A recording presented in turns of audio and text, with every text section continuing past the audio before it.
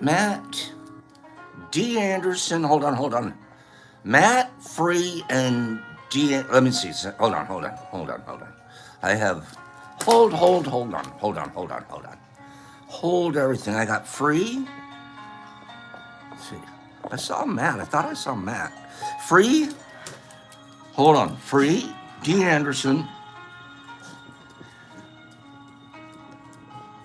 Okay, Free. D. Anderson and well, we got Herbie, but I'm gonna skip Herbie because I'm skipping Herbie for a second, and we're gonna go to Vegas. Free, D. Anderson, and Vegas. Okay? Free. Herbie, I'll be taking care of you later this week with a monitor's gift. Free, number 1. D. Anderson, number 2. Vegas, number 3. Why am I picking them? Because they were the first names I saw here this morning. Go. Oops. 1, 2, and 3. Vegas. You're on the board for Friday's Big Spin. Vegas, you're down for the Friday Big Spin. Congratulations, Vegas. You're on the board. So far, we have Enormous, Joe D's, and now Vegas. Okay? So that's a Vaggie McWaggy win. Let's see how that works out. Friday, big win day. We're going to spin 3 or 4 times on Friday. But I need more numbers today. Okay? So congratulations, Herbie. I got something for you later in the week. Okay? Because you do such a good job here. So good morning, everybody. Take a few seconds and say hi to each other. Hug one another. Good morning to all of y'all. Good morning to all of y'all.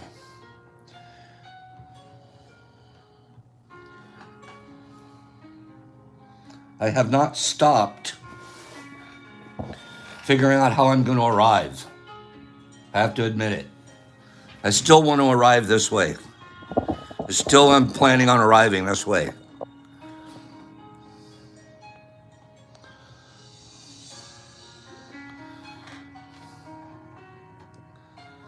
That's Pop's coming in.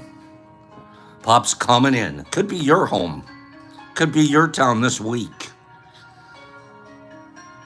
We're getting our training in. We missed Mushfest training, but that's us coming in. Bringing it in for a landing. How about that? Yeah, we go pretty fast.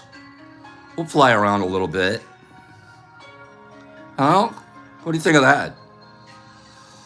A little bit of speed in the air.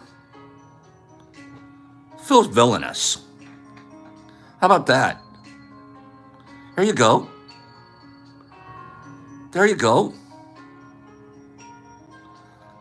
Flying above the crowd. Who's taking the picture of this guy?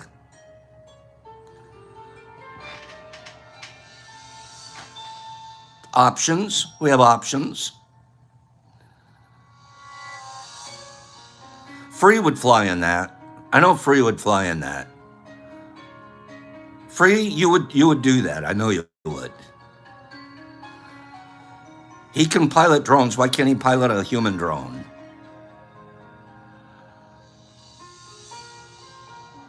I love these flying machines that they're coming up with nowadays. I just love them. Skynet. Look at that. I just love these personal flying crafts that we're coming up with. Can anybody say George Jetson? Can you say George Jetson for me? Good morning. Can anybody say George Jetson? That's what we're getting to, this Jetson technology and his boy Elroy. Okay? Sky motorcycles. Flying human drones. Amazing. I want one of those things so bad. Something. I just want to fly. I just want a little personal flying vehicle. I'll meet Jeff at the river. I'll fly right over. It's boiling here this morning, you guys. Boiling, Aussie. What's it like in Wisconsin? Scott, that's a good one. What's it like in Wisconsin? It's 85 degrees here right now, 9 o'clock in the morning. Boiling. 1984. It's boiling right now. I'm like, wow. It's hot. I'm going to have to ride my bicycle to the post office today. I don't want to get in the car. Cleaning, is it boiling or wait a minute? Yeah, I saw that, Sean. Big storms coming. It's beautiful in Vegas. It's not too bad in Florida. And yesterday, Brock drove through a blizzard. Wow, not here. They're also blocking the street this week. They're finally getting to the point where they're asphalting it. I have a feeling they're either going to asphalt today or tomorrow. It's nobody's asphalt but yours.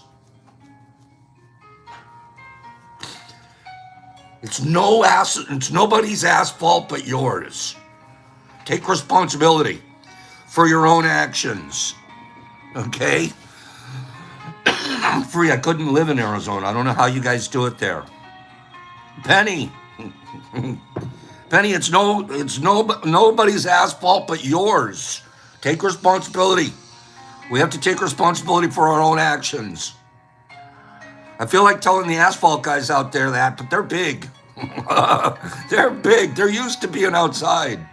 I can't go out there, Haley, and tell them that it's nobody's asphalt but theirs.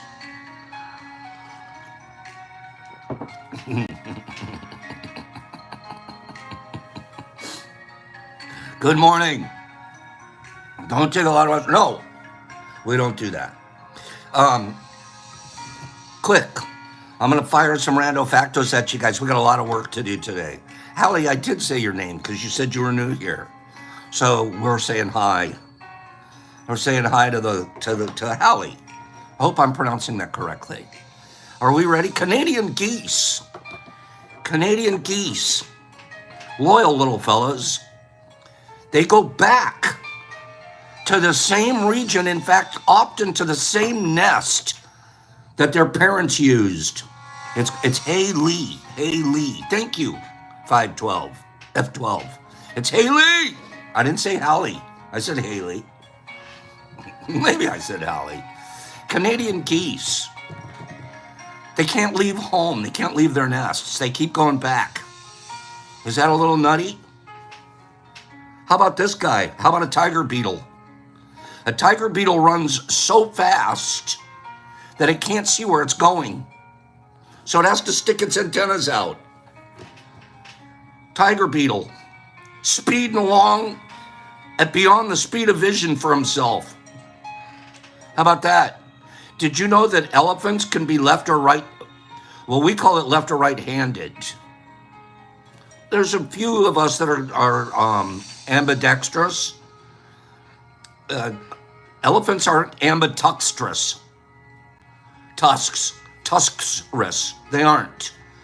They favor either the right-hand tusk or the left-hand tusk.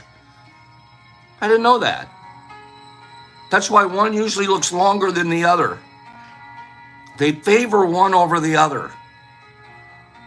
Left-handed. You can tell if they're a left-handed or a right-tusked elephant. How big are baby giraffes when they're born? Average, 6 feet. 6 feet tall. That's taller than a human being. Babies start out this big, human babies. Elephant babies. I'm sorry, giraffe babies. Giraffe babies are as tall as Sandman when they're born. I agree. I love that song Tusk by Fleetwood Mac. I remember the first time I heard it. And they brought the USC band out, the marching band. I was like, that is so cool. They were the first group, I think, to actually bring a marching band into a song. And it was the University of Southern California's marching band. Who remembers that? Who remembers that? Sarah, did you? USC, marching band. They were in on that album. How cool would that be to be on the album? I mean, to be in the band. And then you got the call to be in on that album. Remember that? Oh, I don't know if the Beatles used a marching band first. I really don't know. But I do know that Fleetwood Mac used the USC marching band.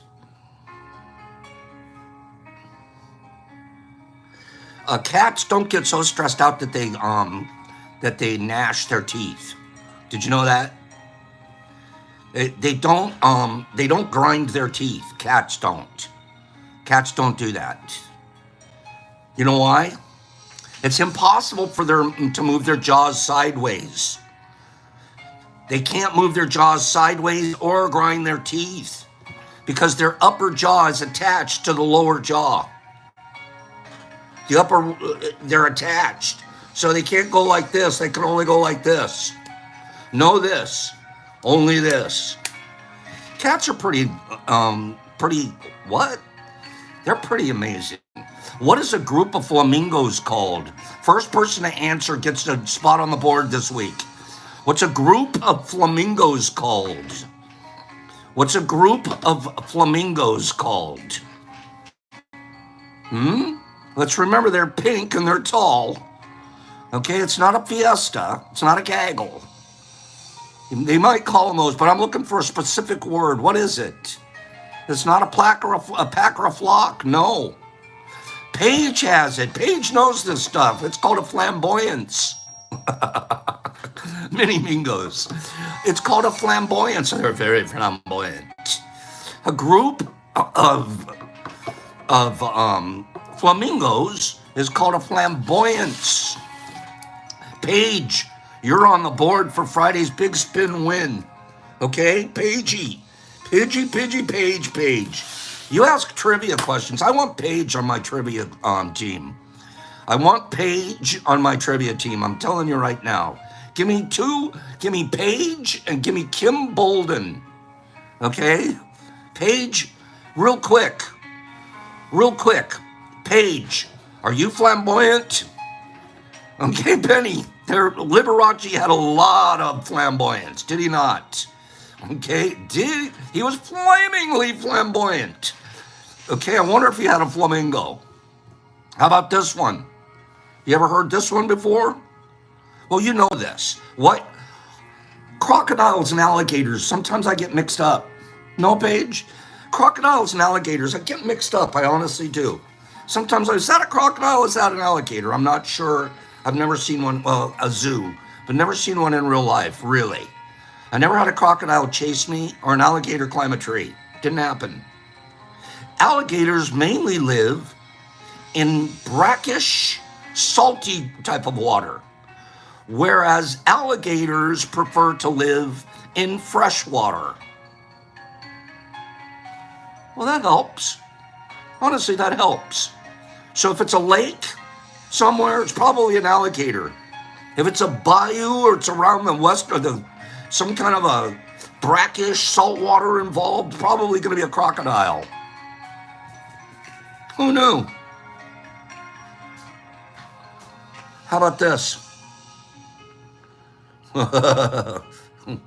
Oh, my.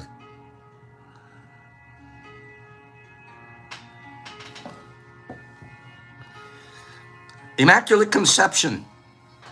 There's whole religions based off of Immaculate Conceptions. Babies that were born to virgin mothers. Kind of freaks me out, the whole concept of it. We're not going to get religious here right now. But in nature, has that ever happened?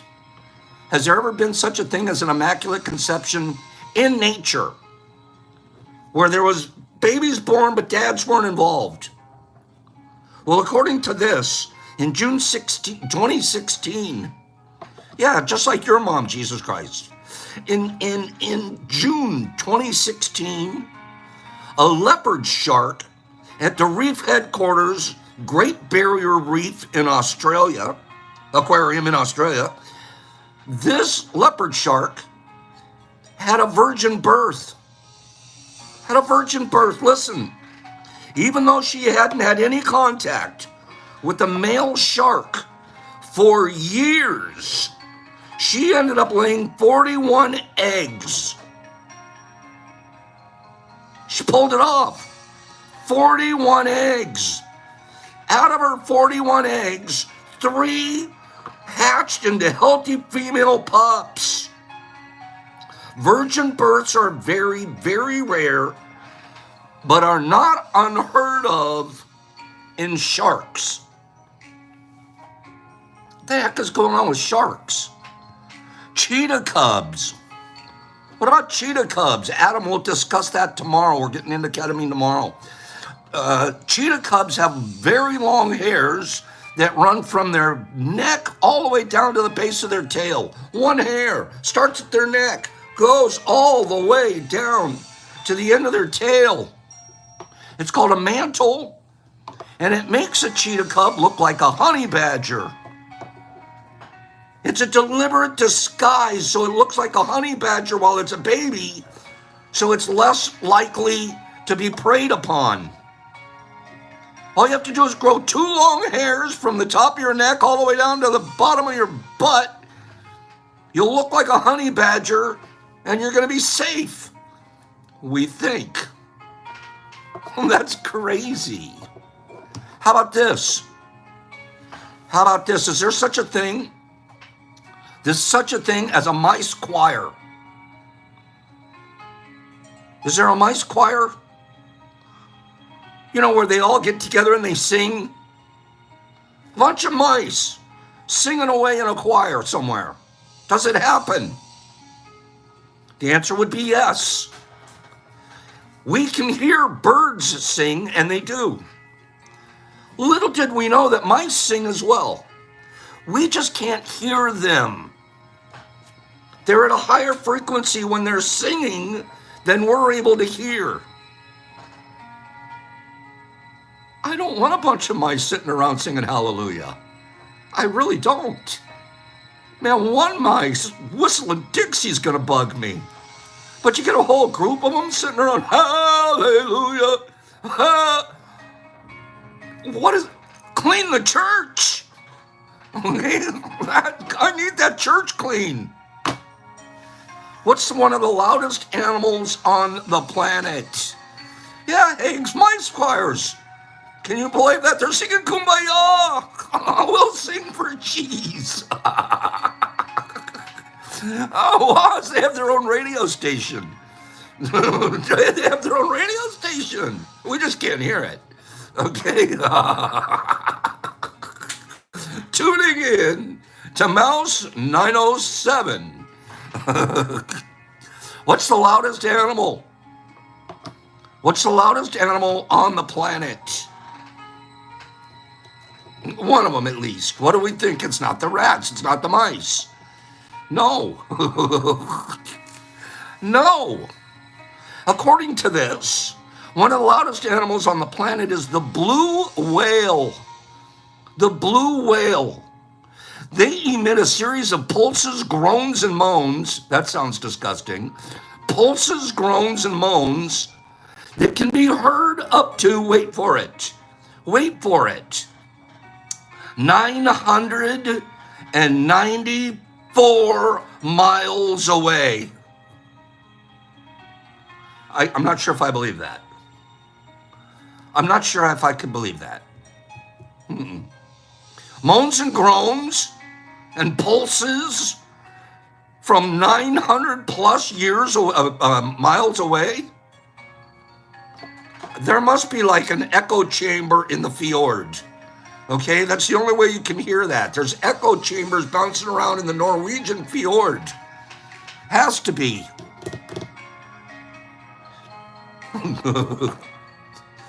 There's been a humpback whale that Greenpeace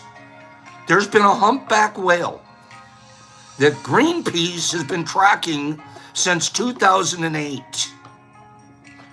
2008, they've been tracking the same whale, Greenpeace. Of course, if you're going to track a whale for like 24 years.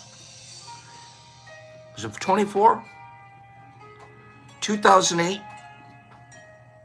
What is that? How many is that? 16, 20 years. Come on, help me with the math. I'm really bad right now. 12 and 4, 16 years. If we're going to track a whale for 16 years, are we going to name it? Are we going to name it? Or are we just going to call it whale number 107? What do you think? Are we going to name it? Thanks, Badge. My math was off this morning. Mr. Hulk, I'm on life. I hope you are too. Would we name it? Fudgy. What do you name it? Well, Greenpeace decided to name this. This whale is called Mr. Splashy Pants. I like that. What's your whale's name? Mr. Splashy Pants. How do you like that? Mr. Splashy Pants is a humpback whale that's been tracked by Greenpeace since 2008. That's it, Mr. Splashy Pants. That's crazy. Okay. All right. Sloths, if they decide to move, if they decide to get off of their hanging upside down tree, the typical sloth will travel about 123 feet per day. 123 feet. That's like 2 times to the bathroom for me. 123 feet. To put it in perspective, that's about 1/3 of the length of a football field. I'll start out on the 0-yard line. By the time I get to 30-yard line, I'm exhausted. I need to hang upside down in a tree for the rest of the day. Okay? That's crazy. Male kangaroos. Can they jump very high?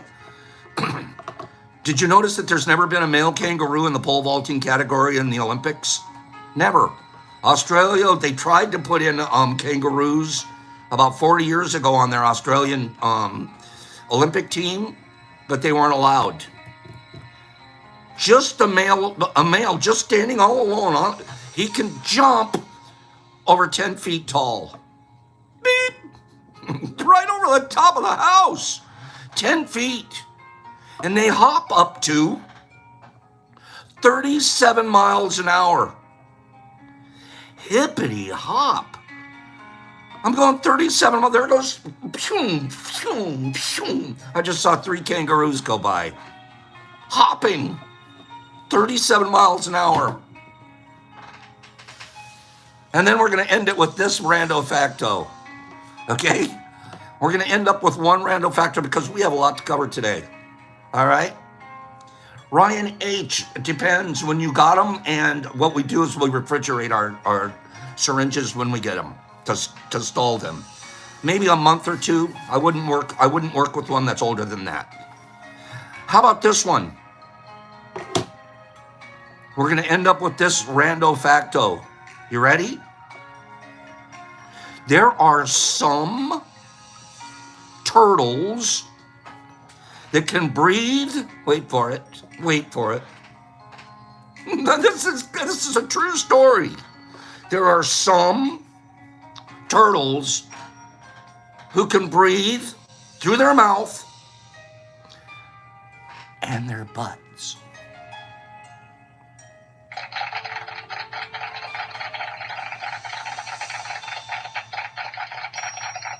Double breather. They can breathe through their butts. It says so right here. There are some turtles that can breathe through their butts as well as their mouths, such as the Australian Fitzroy river turtle. The Australian Fitzroy river turtle, we've all heard of that. Okay? There's also a North American eastern painted turtle. He's a double breather. I haven't figured out the physiology of it yet, But if rando factos are correct, we can totally understand what Antonio's talking about, butt breath. You ever got up close to someone that has like a, butt breath? Turtle is probably their spirit animal, just saying. Rando factos. Who enjoyed the rando factos this morning? Give me 5 people that thought rando factos were interesting this morning. How about giving them a kiss? Which end do you kiss, Herbs? Which end do you kiss? Maybe you gives a whole new meaning to threesome. You'd be kissing it. Stop it, Pops. You're out of control. You guys ready? Give me a number. Give me a number between 1 and 25. 1 and 25. Only one time can you say a number. Only one time, one number. Between 1 and 25. Give me a number between 1 and 25, and you're going to get on the board for Friday's Big Spin. 1 and 25. Only say it one time. If you say it twice, if I see you say a number twice, you're disqualified. I won't. You can't play. I'm not on this one. Okay, give me a number. I still haven't seen it. I still haven't seen anybody say the number. There's some of you saying it more than once. Twice ain't nice. It's not hard to just say it once. Okay? Especially because I've said it 100 times. Only say it once. Okay. I still haven't seen it. What's going on? Are you guys breathing out of both ends right now? What's going on? I still haven't seen the number. I'm waiting. I'm waiting for the number. Only one time can you say the number. Okay, so some of you decide to say it 100 times. Okay. I haven't seen the number. Can you believe this? Okay, can you believe this? I can't. I'm having a hard time believing it. I'm gonna throw this one out. I'm throwing this one out because it's taken too long. Okay, the number was 6. The number was 6. I didn't see anybody guess 6. I just didn't see it happening. So let's do it again. Go again. Give me one number. If you said one before, you could do it again. Okay, go ahead. Give me one number. If you say more than one, I'm going to disqualify you. Who's got this number? RX1s. RX1s got it correct. 17. RX, you're all over it. You're on the board for a spin to win on Friday. We're going to do Friday, give away a nice big box, and we're going to give away a couple of door prizes as well.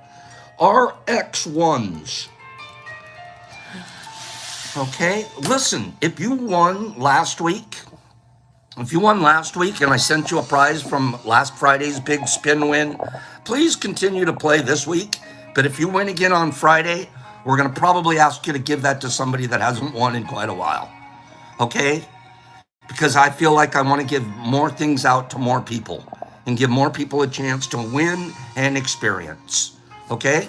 But still play. And then finally, let me mention, there's been a couple of times, especially recently, where we have had people win that don't live inside the United States. Am I right? There's people that have won that don't live inside the United States, so we've automatically told them, nope, you can't get anything. I'm not sending you nothing. Give it away. Bubblegum Kello wrote to me, he goes, Pops, you know what you ought to do? You know what you should do?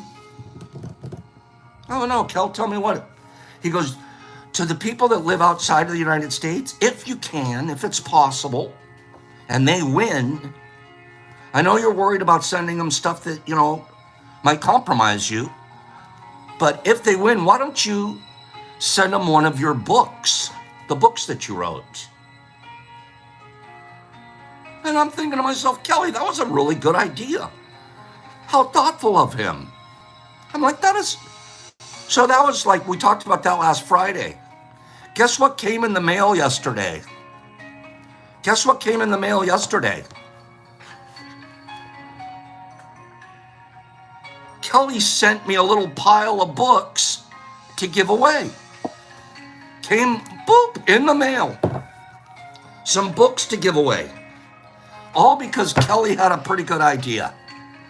So if you win and you're outside the United States and I can, without a big problem, put your address into our system and come up with a label, I'll be sending you a book. Okay?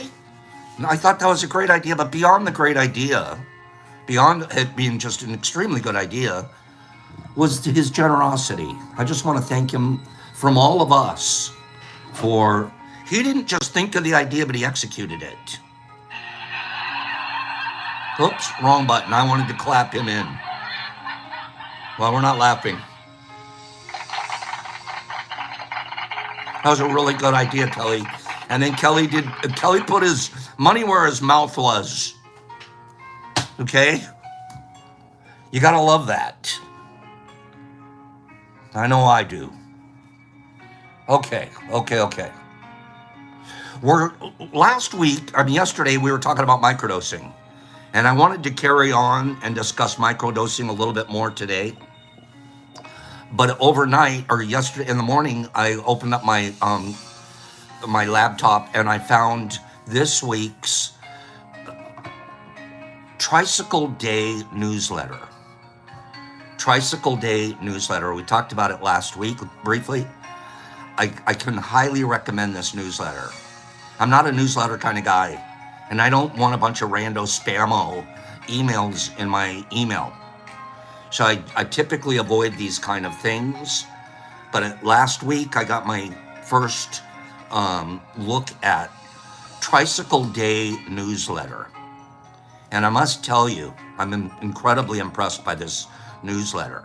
It gets a lot of information in a very short space, and it's collating a lot of information that's pertinent to people that care about what's going on in the mycology community. It's incredibly pertinent. And so today, I'm going to just briefly look at the newsletter with you guys, share one or two little things that jumped out of the articles to me. And yes, I don't know if they have an app, Sarah, but they have a subscriber. You can subscribe to them. Okay? Penny's already telling you the articles are quick and easy to read. They really are. Like, if you haven't been reading a lot lately, grab yourself the Tricycle Day Newsletter. And you're going to find it has a lot of really interesting information in a lot of categories. So I highly recommend it. And we're going to start featuring some of the things that I get out of this newsletter. Okay, we'll talk about those together. Before I do that, very quickly, did anybody notice my IG page yesterday? If you follow me on IG, boy, is IG an interesting platform. I've been reading a book called Unfiltered. It's about the beginning of IG, where it started, who started it, concepts and stuff like that. And I'm about halfway through the book. And I gotta say, based off of what I've been reading so far, is the founders of Instagram sure had good intentions. They actually had good intentions. Now, where we've gone with it in a social media sense, especially after they sold it, maybe a little different. But there was a lot of good intention, and that alone helps me stick with the platform that doesn't like me. They don't like me at IG. It isn't me personally, so I don't take it personal. They're very wary of anything having to do with psychedelics and people promoting it.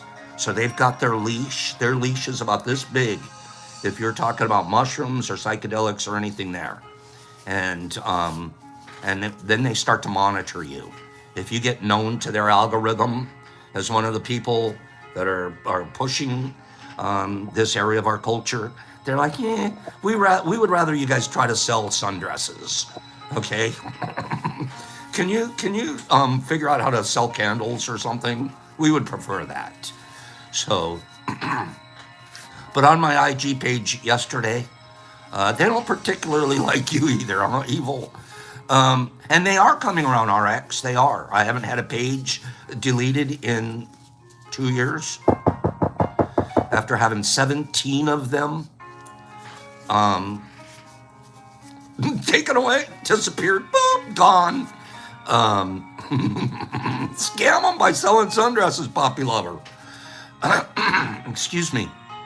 So yesterday on my IG page, I had posted, Free sent me a picture of our YouTube live here, but there was a notification across the screen, and it looked like something done by YouTube, something that YouTube had created, and it talked about what the content was of what we were talking about yesterday.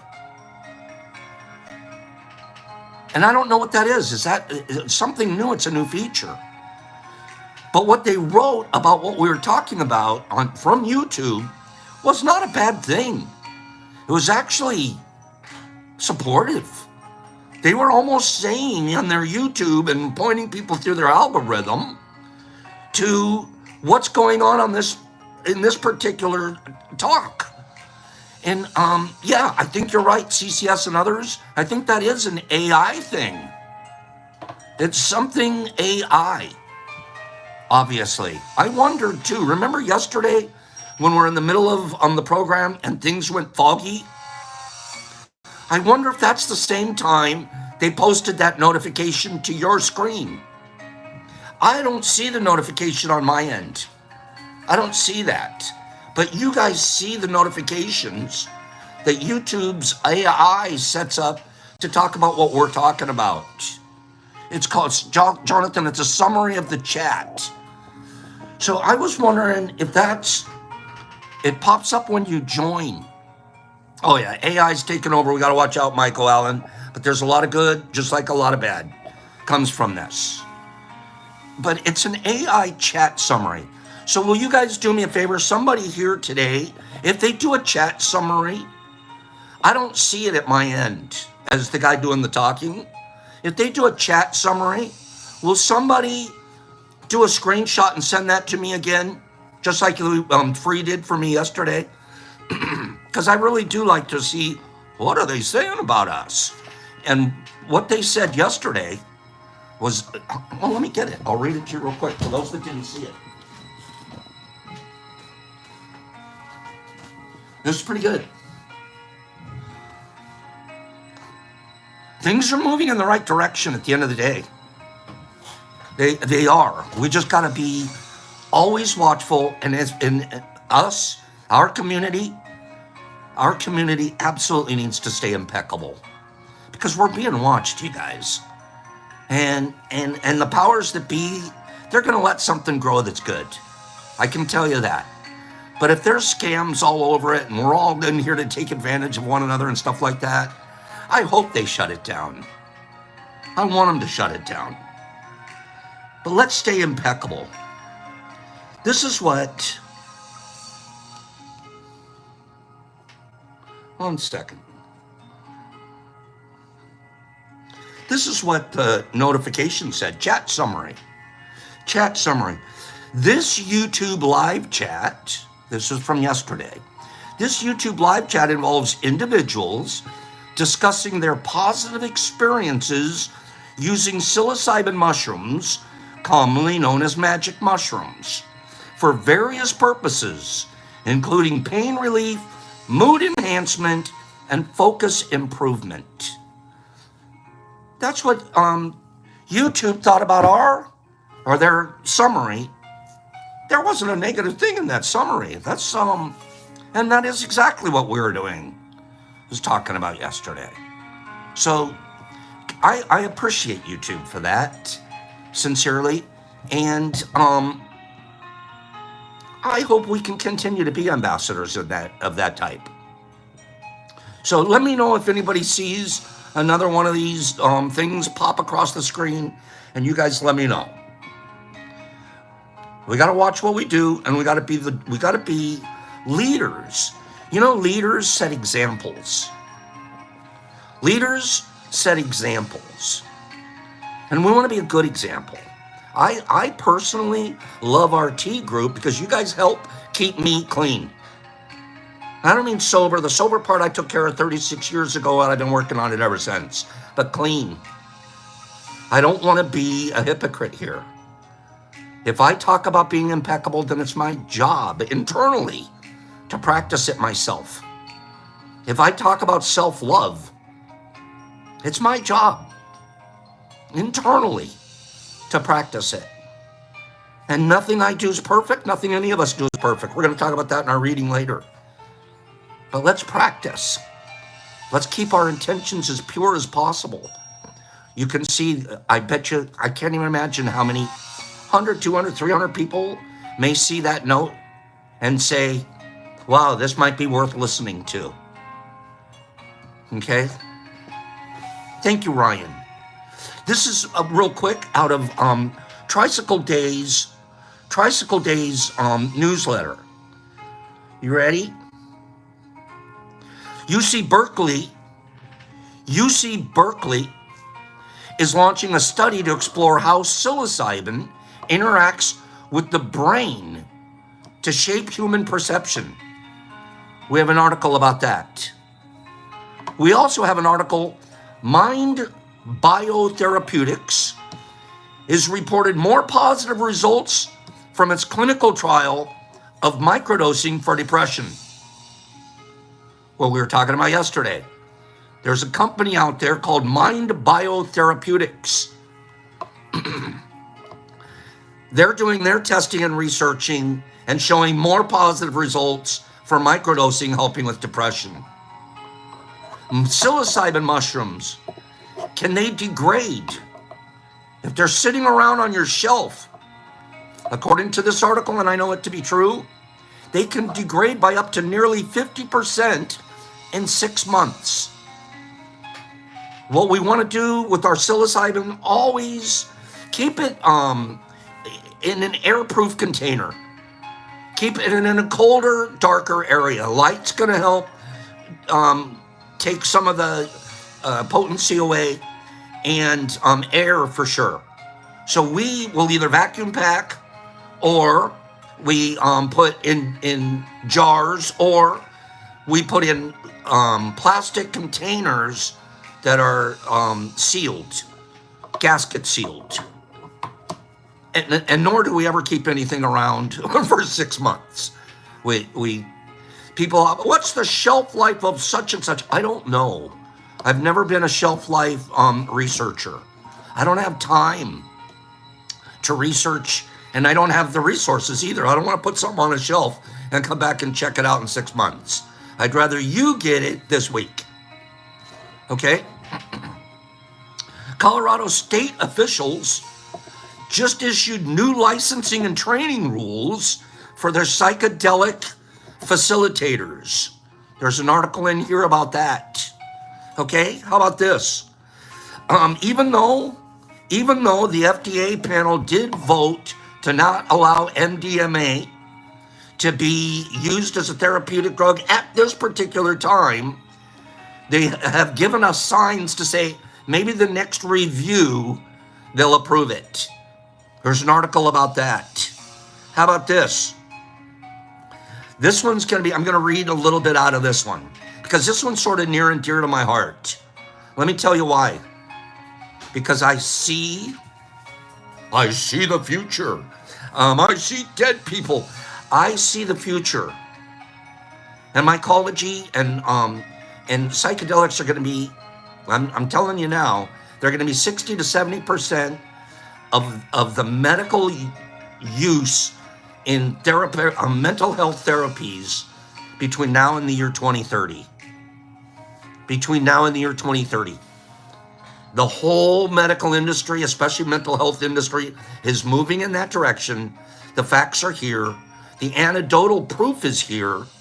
And they're moving towards that. But of course, they've got to do it in a slow, scientific, methodical way. And then, of course, your financial institutions are going to get involved. I'm not going to complain about that yet. But Big Pharma is going to end up sticking its nose all over the psychedelic industries. The profiteers are the ones that are bothering me today. The ones that are jumping into this because they see psychedelic therapies as a way to make money. I see it as the exact opposite. I see it as a way to eliminate money and the desire for it in our lives. That's where I see. That's what I want to see. But we're already taking something that's a wonderful, good thing. And what can we do? Let's figure out how to make a whole lot of money off of it. And we don't care.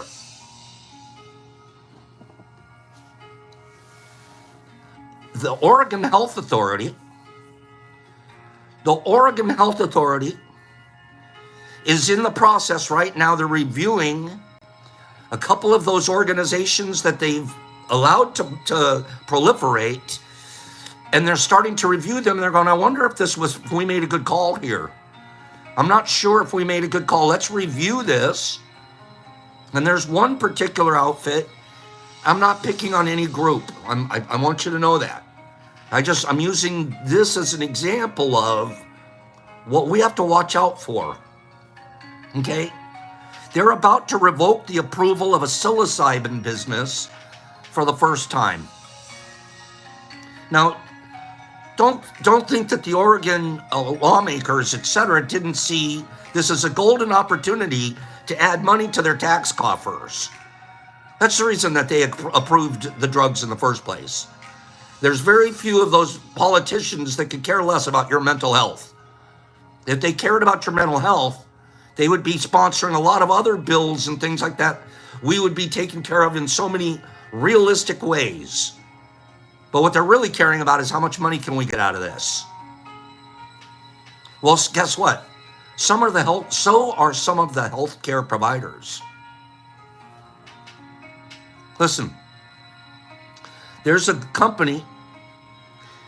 If the Oregon Health Authority follows through, it would mark the first time the agency has revoked approval of a psilocybin business. A cottage industry is sprouted in Oregon's legal market for psilocybin. It's called private career schools. Private career schools. You go to this school and they teach you how to be a facilitator who then can guide people, paying customers, through the intense encounters that they'll have with psychedelics. Oregon currently has 25 of these programs approved. They charge thousands of dollars in tuition. And if you're a graduate from one of the programs, you get a leg up at getting a regulatory license to become a facilitator in their state. This outfit believed that psychedelics have the power to transform. This person was a former addiction counselor who worked in clinics and halfway houses. In 42, they ditched the medical vibe and they embraced a brand of psychedelic mysticism. This group that Oregon's looking at. They're now blurring the line between what's psychedelic therapy and religion. And they're melding the two. And the state's going, wait, we weren't looking at that. Well, I can guarantee you one of them's doing it because it's tax nonprofit. And the other one's saying, hey, we don't want that because we don't want you to not pay taxes. Do you see how insidious this could be? I'm going to start this program, but I'm going to align it with a little bit of a churchiness to it. And then I can qualify for a nonprofit organization, and I don't have to pay taxes. I charge people $7,500 in tuition. It takes about 6 months to get through the program. And at the end of the program, you have your little certificate. You can bring it to the state, and the state's more likely to give you a facilitator license. No guarantee. No guarantee. This church, what they decided, it's called a New Age tilt. Students learn the science of mushrooms, how to safely guide tripping customers, and they also have to learn about the Swiss psychologist Carl Jung, Jungian psychology and therapy, and they have to learn about the tarot.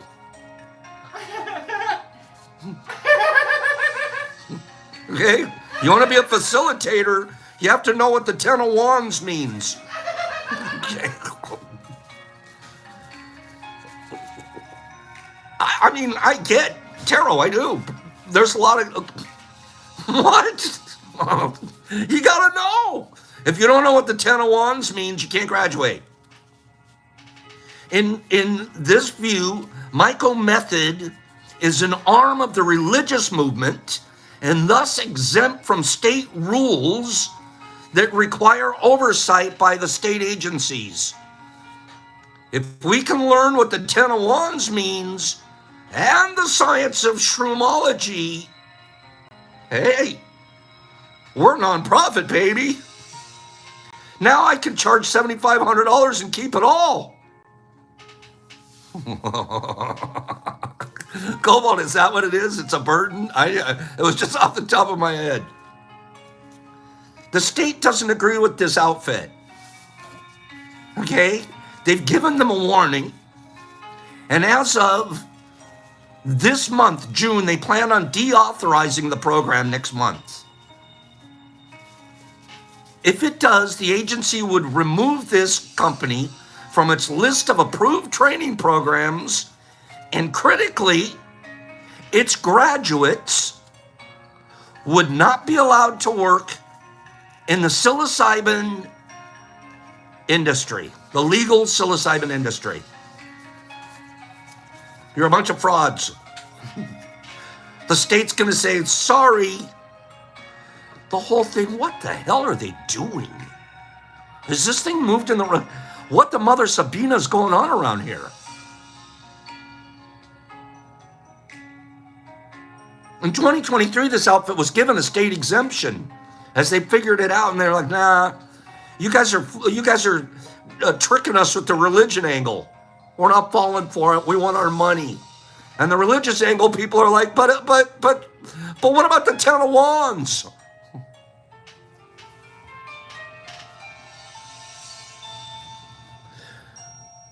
This outfit continued to send trip guides into the marketplace for a year while disputing the state's rules about the quality control that the agencies expect.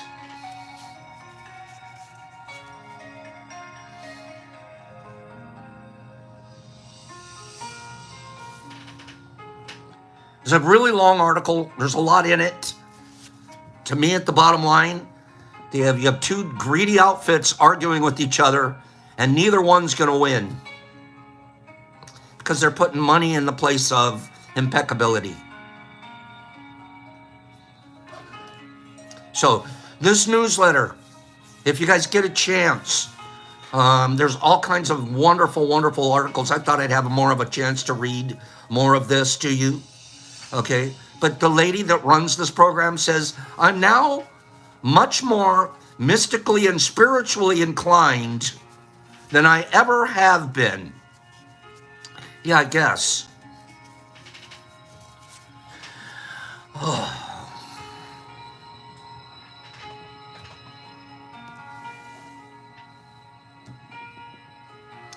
I just,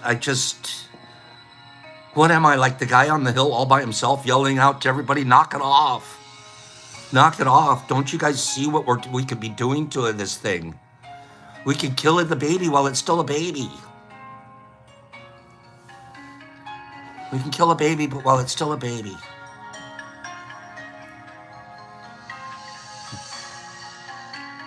By the way, the person that runs this program, lives out of a van. They drive around, and it's a crazy story. 25 outfits in Oregon are now regulated and allowed to do this kind of stuff, but these guys are going to be in trouble because they want you to know all about spiritual and mysticism too, and they're mixing it up.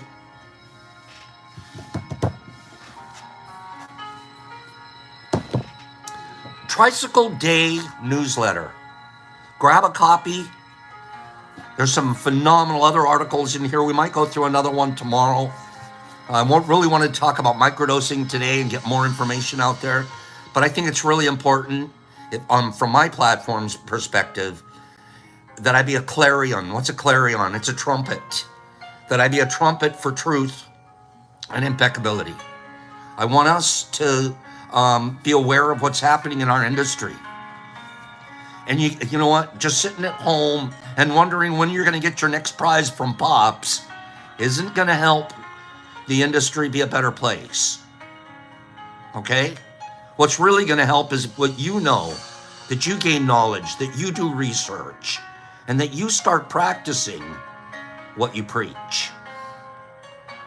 And most of it won't include how much more money can you put in your wallet. Let's do our reading for today.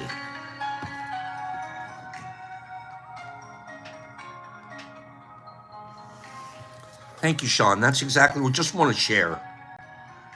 Love doesn't arrive. We were talking yesterday, we have been this week, self-love, self-love, self-love. Sounds so selfish. Selfish self-love. Self-love is so integral to our... I'm filled with self-love. I couldn't be this outfit. If I loved myself and I continue to practice my self-love, I'm not going to look to take advantage of people. I can't. It's important to me to have a good self-worth.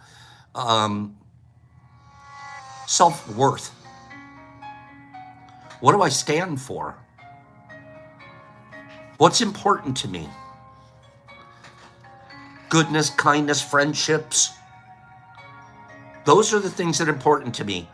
The money that we barely make is enough just to keep us floating, I promise. There's many months we have to dip into my personal reserve, and it's okay. That's what I'm doing with my life. That's what I want to do with my life. And I want to do it in a way that when I'm gone, I have a legacy. That guy never besmirched it. We never found out that the guy was full of it. They never had to take his license away. That's self-love. I have so many flaws and imperfections, but I don't focus on them anymore. I used to, and they would keep me so isolated and so alone. Focusing on my imperfections and my flaws. And yet we've been programmed in our society to focus on those. We haven't been told, focus on those things that are wonderful about yourself. We are, in a way. We're told it by that Stuart Smiley guy. You deserve it. You don't deserve crap. Well, you earned it. You don't earn crap. You just live. And life's gonna come.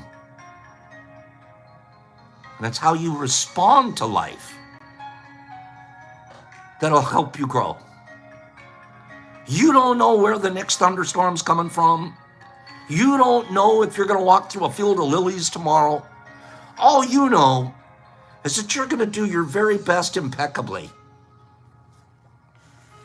Love doesn't arrive when we're perfect, because if it did, love would never arrive. If I have to wait till I'm perfect for you guys to love me, you'll never love me. I'll certainly never love myself. What do we do, though? Well, I'm not very lovable. If I only had a six-pack, my abs. If I only had a shinier Corvette, people would like me more. If I had more hair on top of my head, people would like me more. We're all flawed human beings. And guess what? I'm here to tell you guys something. This is a crazy story. We're supposed to be. If we were supposed to be perfect, wouldn't we have been born that way? Wouldn't we have been born that way? If we're supposed to be perfect, we would have been born that way. We were all born with flaws. We were all born just a little different too. If we were all born perfect, we'd have the same fingerprint. There'd be thousands of us with the same fingerprint. And our fingerprint would be perfect. But we're not. We're all flawed. Self-love is the practice of accepting those flaws, those things that make us incomplete, instead of always trying to fix them. What? I'm not supposed to fix them? I didn't say that. If your focus is on fixing instead of focus on accepting, that's where you're going to go wrong. Our focus is in the wrong place. This is a great sentence right here. I want you to listen to it. I don't want to say you are already enough or that you're already worthy. We hear that all the time from psychobabble. You're enough. You're worthy. Do we hear that? Isn't that sort of a psychobabble that we get a lot? I want to say there's no such thing as enough and worthy. There's no such thing. You aren't enough. You aren't worthy. You don't deserve things. Sorry to be the bearer of that news to you. Well, I'm really not. I'm glad I'm the one to say it. Because I'm saying it to myself too. I'm really not enough. I'm really not worthy. It's a made-up idea. It's a made-up idea to attempt to measure something that can't be measured. Us. We are not measurable quantities. Our society, our culture is measured, and then you're going to compare, and this guy's got this, and he has more, and his yacht's bigger, so he must be better, and this one's smarter, he did faster, and it's all made up. So we can have something to compare ourselves to when there's no comparison. I only have one fingerprint.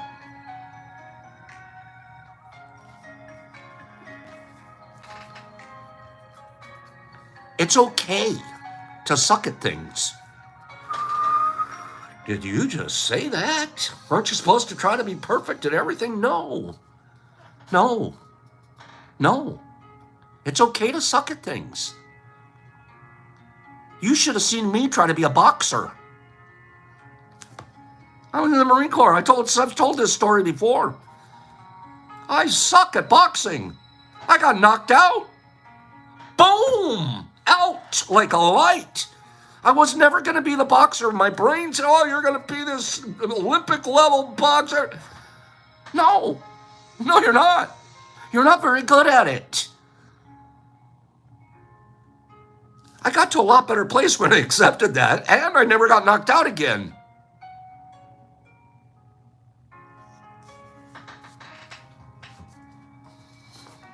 Everyone's an idiot in some department of their existence, including everyone that we look up to. And that's fine. Let's just be lovable idiots. You know, that's what we were at Mushfest. There was 50 lovable idiots. Like, that was it. There wasn't one person there practicing, promising, I'm perfect. Look at me. Isn't my shirt better than yours? Lovable idiots. Flawed. And not one person focused on a flaw. I saw it. I saw that pimple on your face. I saw when you dropped that thing and you weren't supposed to. I saw when you farted and you didn't think anybody knew. You're a lovable idiot. Everyone we love, my mom, my dad, my brothers, my sisters, my best friends here, you all have flaws. You all have flaws. You know what's funny is how I can look past all of your flaws. Big deal. I still like that guy a lot. I still want to hang out with him a whole lot. I don't focus on your flaws. But I sure don't have a problem focusing on mine. I sure don't have a problem getting anxious and depressed and isolating and mentally ill over mine.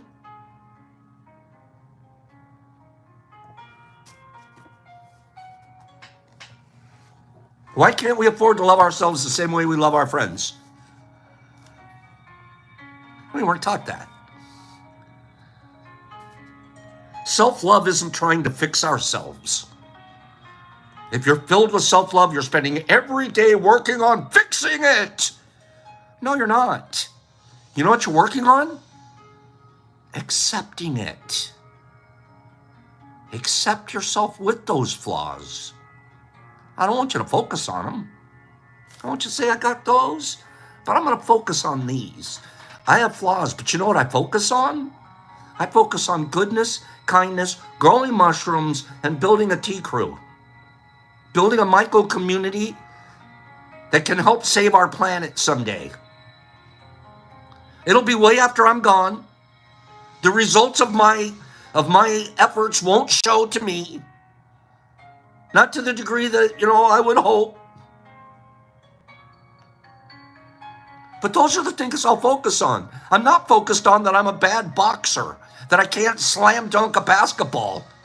I'm not focused on the fact that I'm getting old, that my skin is falling apart, that I'm growing warts places I never thought I'd have them, that my skin's getting saggy and I'm losing collagen.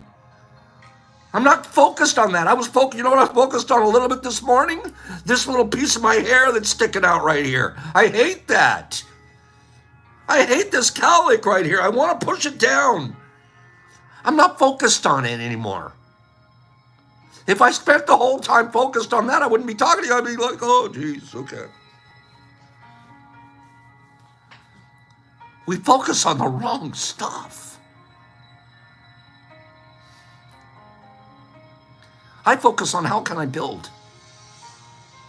How can I build? I'm a builder. I'm not a boxer. It's one of my strengths. So I focus on those. And I love myself for it. I look at myself at the end of the day and go, you know what? You didn't take a thing from anybody. You didn't lead anybody down the wrong path today. And you certainly weren't charging $7,500 to teach somebody how to guide somebody through what we sit here and talk about every day for free. I don't want that $7,500. That $7,500 would be the most sinful thing I could ever have. It would miss every mark of who I'm trying to be.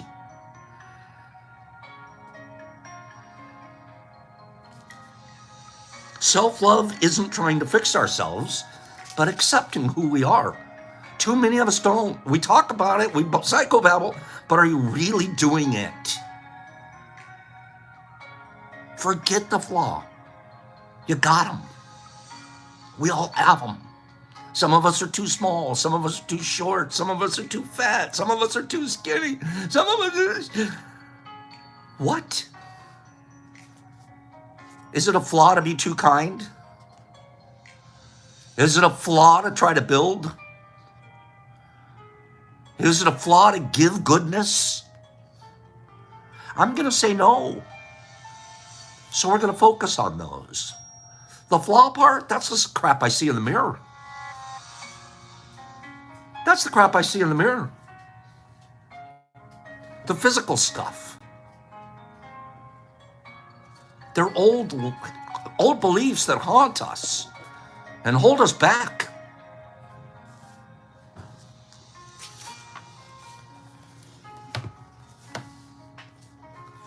I'm going to finish with this.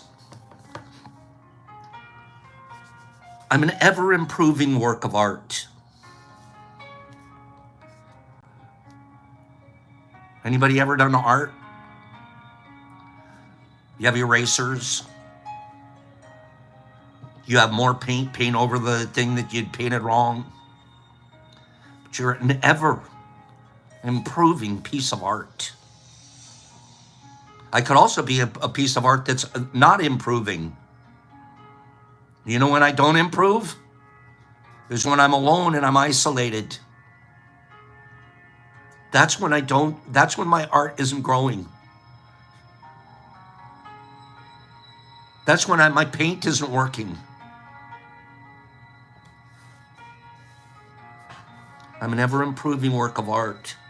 And although I do have a feeling of incompleteness, although I do have a hole in me,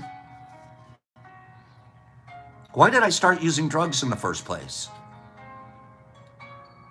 To fill holes. To fill something. So I'm filling them with drugs. I'm filling them with adrenaline. I'm filling them with like an exciting illegal lifestyle. I'm filling them with flying airplanes around filled. Because I'm trying to close a hole. So what do I do after that? Oh, I'm going to jump into a ministry and I can fill the hole with some divine creature. That didn't work. You know what's the only thing that it's actually worked? I'll tell you. I don't have to fill the hole.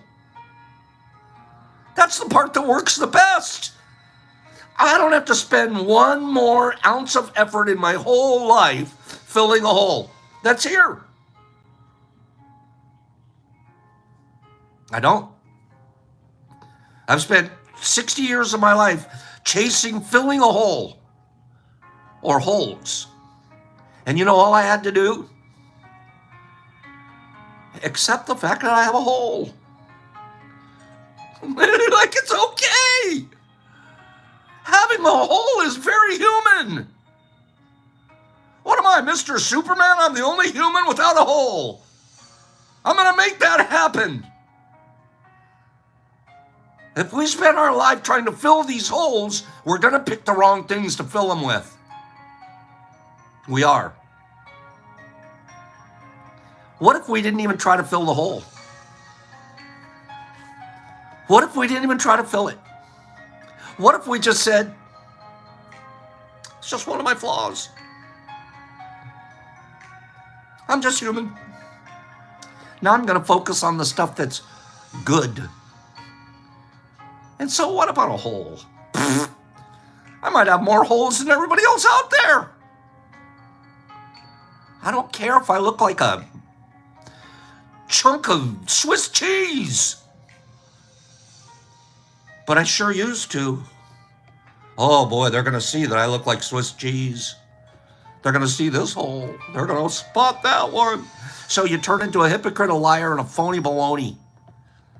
And you start filling these holes with non-hole filling goods. I'm no longer trying to fill my hole with attention or validation. I'm trying to fill my hole, if I did, with potential. Just with potential. What's my potential in that area?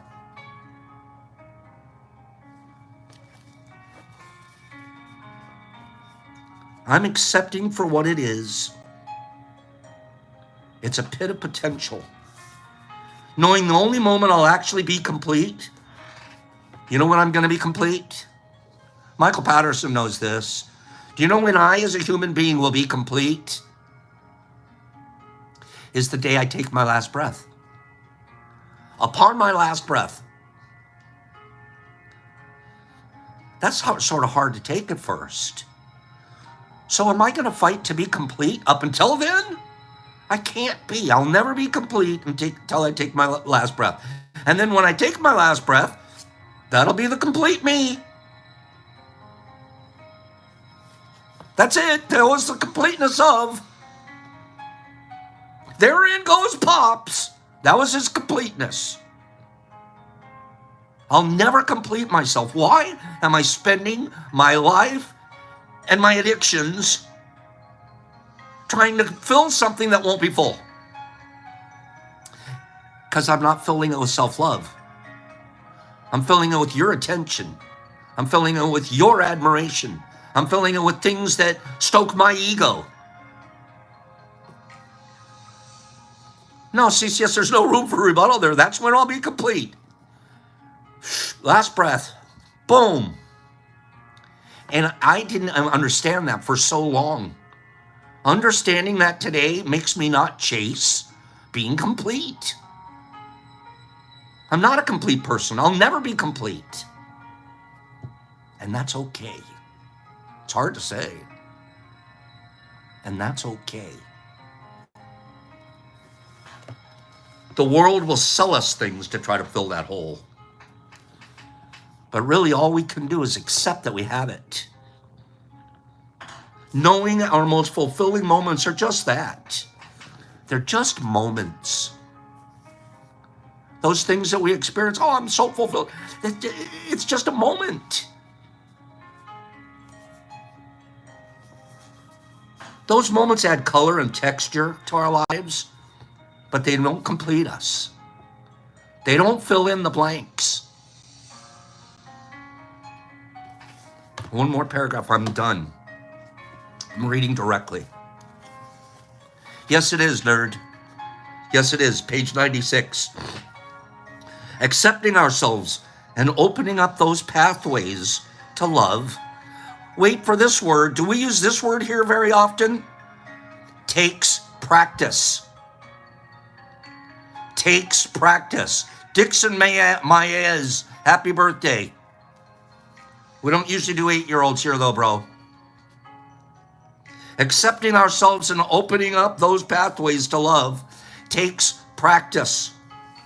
We can't just say that we accept ourselves. Listen to this. We have to get naked in front of the mirror. I did this morning after my reading. I honestly did. Because I don't want to be a hypocrite and tell you guys something that I'm not going to try. I stood in front of the mirror this morning. That's why I was talking about my cellulite. That's why I was talking about warts, places I never thought I'd get them. That's why I talk about, oh, this used to be a pretty strong looking muscle. Now it's kind of sagging down there. This is when I talked about, God, I wish I could get rid of this thing right here. Because I'm staring at the mirror at myself this morning. Naked. Stripped down to nothing. How often do you guys do that? We don't. We're afraid to even look. Oh my God. And yet you seek perfection. And yet you're trying to fill some hole. Just look in the mirror.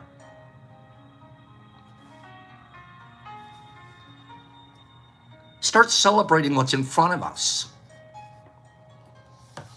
What's in front of you in the mirror? Self-love. Self-love. A beautiful body that's been with us since day one. A crooked smile. My smile's crooked, my teeth don't look great. But there isn't one person that's looked at me and didn't say, you know what? That smile doesn't make me smile. I have a weird cackle laugh. And it makes other people laugh. I don't have a perfect laugh. But when I use it, other people laugh too. Must be a decent, you know what? I can self-love the laugh. I'm not going to be critical of my smile and my laugh anymore.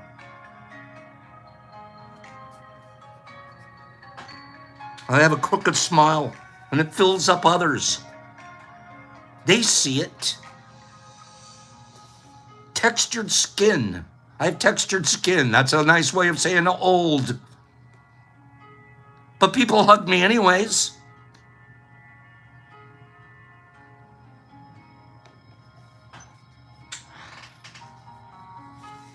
And despite me not being completely symmetrical, I am worthy of one thing. I am worthy of one thing.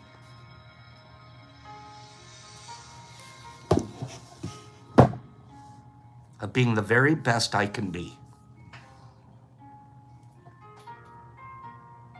I am. And I need to understand that I'm not complete. I won't be complete. I also need to understand I'm not going to try to fill holes that don't need filling.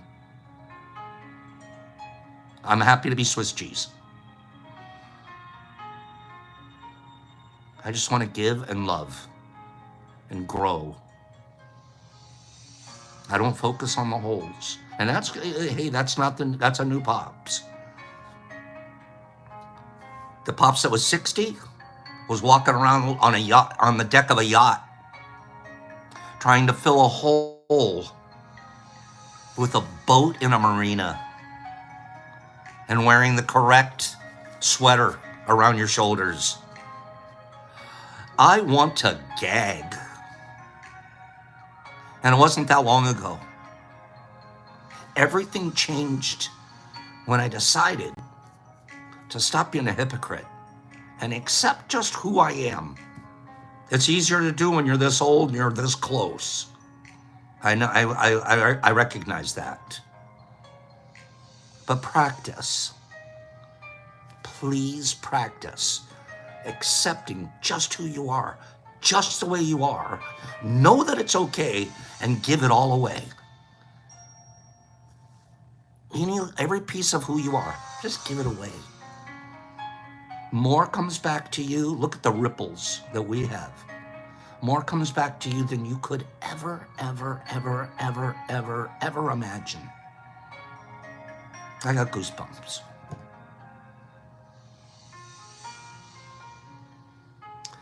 So the word of the day again, practice.